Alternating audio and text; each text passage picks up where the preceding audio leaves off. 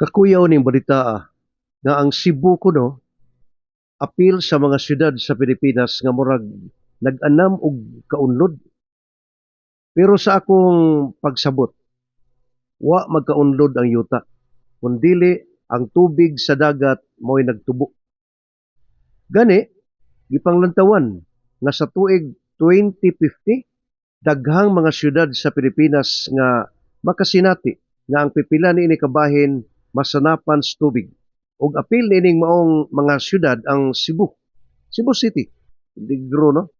Di kini usa ka pagpanghadlok ha, kundili paghatag ni og kasayuran kaninyo aron makasabot mo nganong dunay mga dapit nga ang yuta giabot na sa dagat. Yuta kaniadto pero karon kabahin na sa dagat.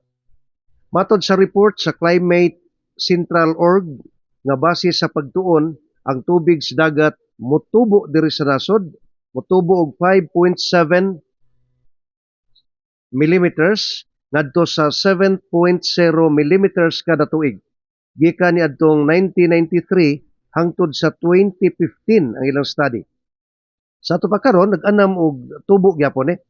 Dugay na ko nga nakabantay bitaw nga mianam og tubo ang tubig sa dagat.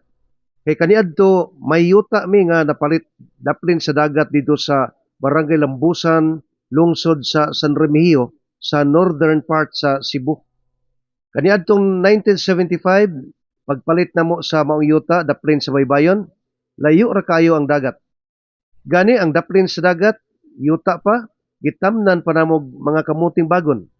Apan paglabay sa mga napo ka tuig, kadtong among kamutihan, daplin sa dagat, giabot na sa tubig ug di nakapuslan. Ingon usab niini ang sitwasyon sa uban nga mga lote didto sa among barangay. Ang Pilipinas usa sa mga nasod nga makasinati ning daw nagkahilis nga kayutaan nga gisanapan na sa tubig dagat o gikabalak-an nga magtubo pagyud ang tubig sa dagat sa umaabot nga katuigan. 2050 lagi ko no. So nga naman matod sa mga makinaadmanon, naggumikan kay tungod sa grabing kainit karon, ang mga ice dito sa karagatan sa ubang bahin sa kalibutan nangahilis ug mo'y nakaingon nga mitubo ang tubig sa dagat. Di ra di ay ang Sugbo mo'y nakasinati nga may pipila kadapit nga gisanapan sa tubig. Apil sa biay ang mga syudad sa San Jose, Manila, Rojas, Cotabato, Bacolod, Iloilo ug daghan pa. Nakapadugang sa kakuyaw kay ang mga mangroves kanang mga kahoyng bakhaw bitaw, mga pagatpat nga mitubo diha sa kabaybayonan nga makapanalipod unta sa katawhan kung dunay storm surge, gipangkaingin naman.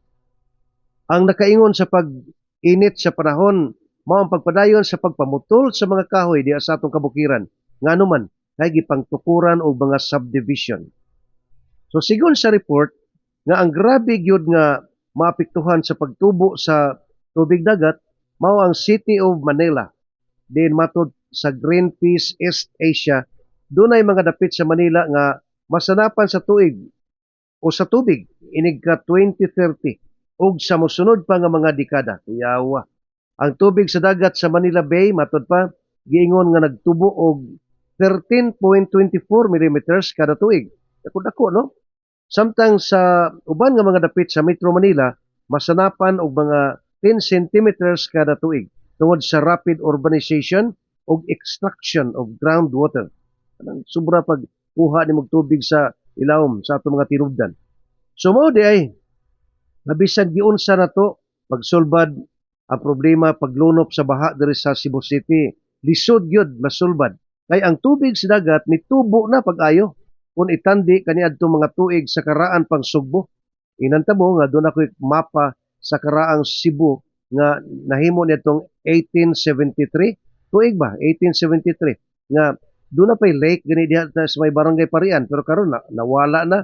Unya ang tubig sa dagat ni sud na mangigala.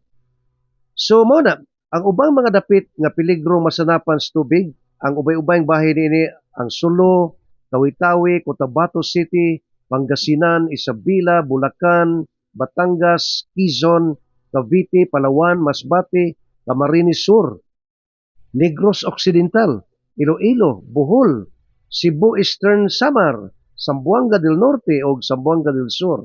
Di ta moingon nga ang tibuok yun nga mao nga mga lugar masanapan. Doon ay portions nini nga mao nga mga lugar. So matod sa mga climatologists nga kinahanglan nga ang ato mga officials kagamanan mutan-aw na unta daan ni ini pagkakaron og pangitaan nila daan og sulbad ang problema di kay unya na sila mo aksyon kung grabe ra. Grabe na gyud kaayo ang problema nga lisod na kaayo masulbad. Maayong adlaw kaninyo.